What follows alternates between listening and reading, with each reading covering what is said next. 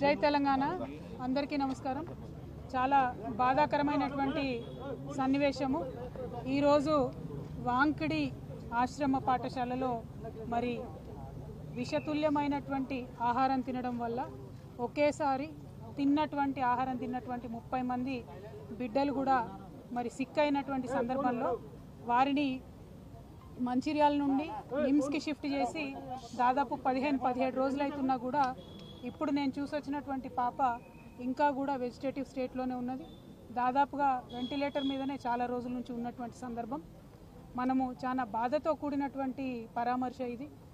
ప్రభుత్వాన్ని మేము డిమాండ్ చేస్తూ ఉన్నాం, విజ్ఞప్తి చేస్తూ ఉన్నాం। పసిబిడ్డల ప్రాణాలు పోతూ ఉంటే పట్టనట్టు ఉండడం సరికాదు। ఈ ప్రభుత్వం వచ్చి 11 నెలలైతే దాదాపుగా నెలకు 3 మంది యావరేజ్గా ఇప్పటికే 42 మంది బిడ్డలు ప్రభుత్వ పాఠశాలల్లో చదువుతున్నటువంటి వాళ్ళు కేవలం ప్రభుత్వం యొక్క నిర్లక్ష్యంతో ఫుడ్ పాయిజనింగ్ వల్ల చనిపోవడం జరిగింది।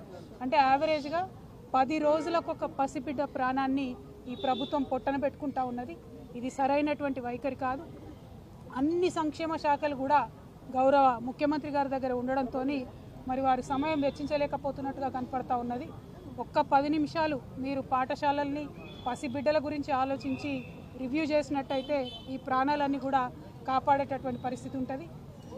నిన్న పేపర్లో చూసాం, నారాయణపేటలో హాస్టల్లో అన్నంలో పురుగొచ్చిందని చెప్పి పిల్లలందరూ ధర్నా చేస్తే స్వయంగా ముఖ్యమంత్రి గారు మరి రివ్యూ చేసిన తర్వాత తెల్లారి మర్నాడు కూడా మళ్ళీ అదే సీన్ రిపీట్ అయితే పిల్లలంతా ఇప్పుడు కూడా ధర్నా చేస్తున్నటువంటి పరిస్థితి మరి కనబడతా ఉంది।